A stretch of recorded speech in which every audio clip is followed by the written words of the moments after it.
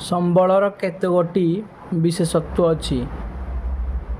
ଉତ୍ତର 4 ଗୋଟି। ପ୍ରକୃତିରେ ଥିବା ଯେଉଁ ପଦାର୍ଥ ଓ ଶକ୍ତି ଦ୍ୱାରା ମନୁଷ୍ୟ ପ୍ରତ୍ୟକ୍ଷ ଓ ପରୋକ୍ଷ ଭାବେ ଉପକୃତ ହୋଇଥାଏ ତାକୁ କେଉଁ ସମ୍ବଳ କୁହାଯାଏ? ପ୍ରାକୃତିକ ସମ୍ବଳ। ଗମନାଗମନ ରାଜନୈତିକ ଅନୁଷ୍ଠାନ କେଉଁ ସମ୍ବଳର ଅନ୍ତର୍ଗତ? ଉତ୍ତର ସାଂସ୍କୃତିକ ସମ୍ବଳ। ଯେଉଁ ସମ୍ବଳ ମଣିଷର ବାରମ୍ବାର ବ୍ୟବହାର ଦ୍ୱାରା ଶେଷ ହୁଏ ନାହିଁ ତାହାକୁ କେଉଁ ସମ୍ବଳ କୁହାଯାଏ? ଉତ୍ତର ଅସରନ୍ତି ବା ଅକ୍ଷୟ ସମ୍ବଳ। ପେଟ୍ରୋଲିୟମ କୋଇଲା ଆଦି କେଉଁ ସମ୍ବଳର ଅନ୍ତର୍ଗତ? ଉତ୍ତର ସରନ୍ତି ବା ସୀମିତ ସମ୍ବଳ। ଯେଉଁ ସମ୍ବଳ ଭୂପୃଷ୍ଠରେ ସବୁଠାରେ ମିଳିଥାଏ ତାକୁ କ'ଣ ସମ୍ବଳ କୁହାଯାଏ? ସର୍ବତ୍ର ସୁଲଭ ସମ୍ବଳ।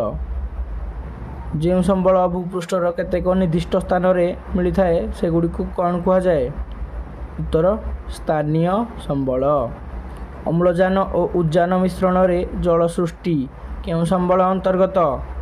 ଉତ୍ତର ଗଚ୍ଛିତ ସମ୍ବଳ।